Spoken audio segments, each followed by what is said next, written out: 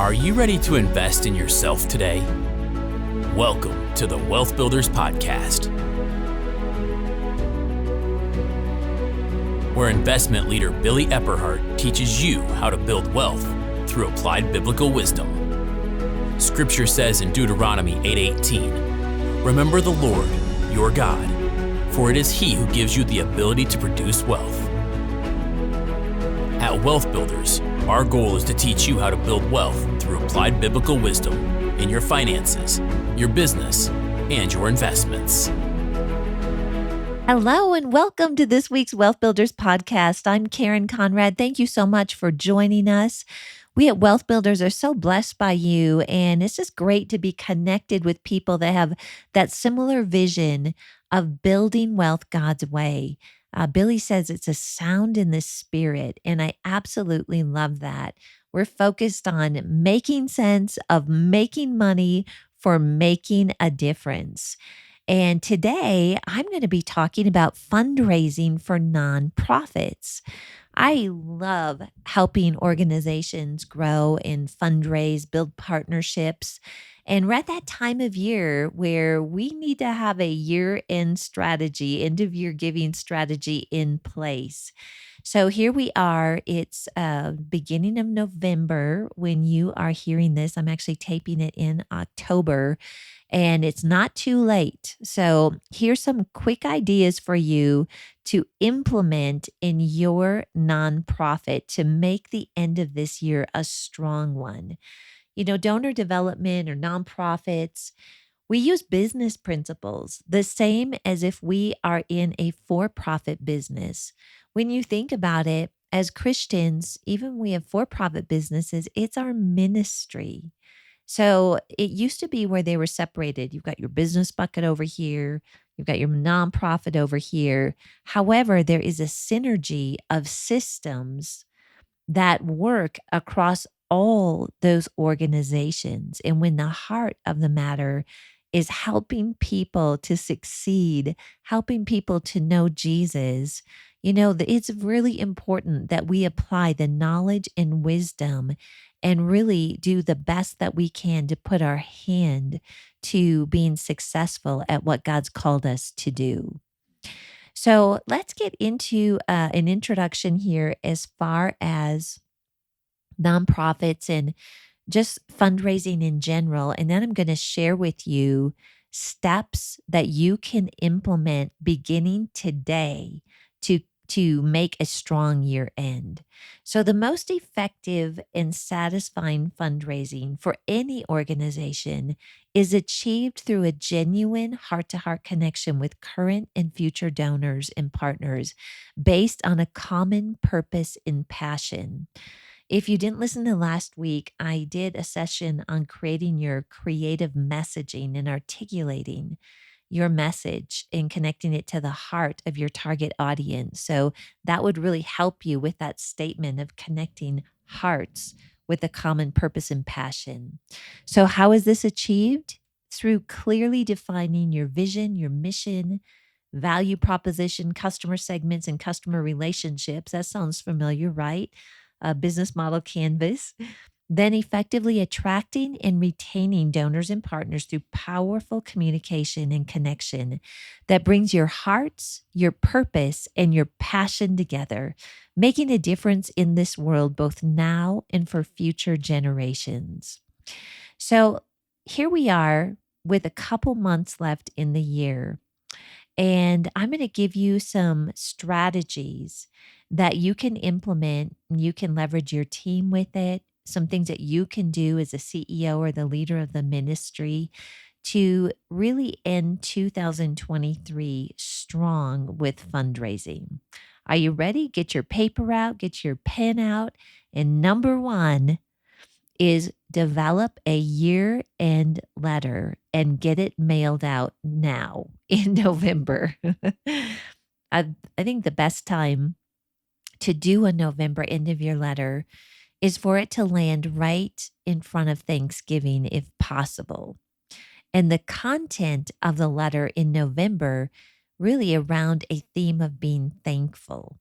You can recap some accomplishments, lay out the vision, really explain the why and help people understand how grateful and thankful you are for their support. You always want to include, and I'm surprised that some people don't think of this, which is why I'm mentioning it, is when you do this, include a return envelope so that when people read the letter that they are feeling compelled or God's putting it on their heart to give, make it as easy as possible. And so that's a whole nother session that we don't have time to go over today. But briefly, with that return envelope, make sure it's easy for them to put their check in an envelope or maybe put their credit card information. A lot of people like to call, put your phone number on there. We've been adding QR codes recently to make it easy. And then with that, if God puts on their heart to give, you want to make it as easy as possible. So a year-end letter mailed now in November, theme of thankfulness, and give them the opportunity to donate into the vision and the mission. Number 2, if you have a ministry that's local or a nonprofit, invite a select group based on the criteria and customer relationship for on-site small visits with the CEO, and you can make an ask. Now, when I say make an ask, it's not, you have to give. Not that at all. It's just like, hey, if God has put on your heart that you want to help us with this, here's how you give. And let them know how you're going to spend the money. People like to know how it's an investment, right? They like to know how the money that God has blessed them with is going to be used to expand the kingdom. This does not need to be fancy. This can be just a cup of coffee in the morning.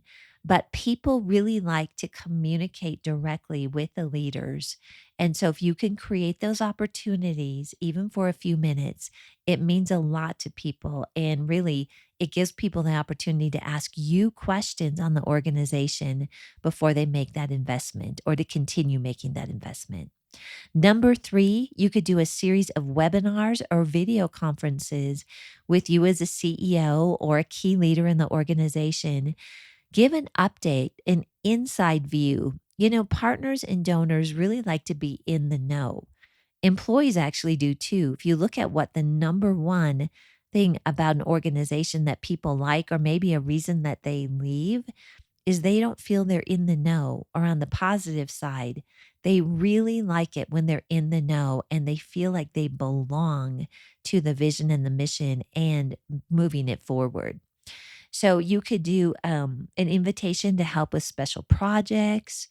On this webinar, you could ask for ideas and feedback. I love doing two-way communication where people have a Q&A. Get people involved, and if you can't be in person with them, you certainly can take time to connect with them over Zoom or something like that. Number 4, have your team do personal thank you notes to a select group. You'll define what that group is, maybe based on donations or maybe based on recency, something like that. And in that thank you note, include a little testimony or encouragement with the card for access to leadership, maybe would be something that you can encourage people with, or send a small gift if you've got something or you want to send something out. But doing that personal thank you note really means a lot.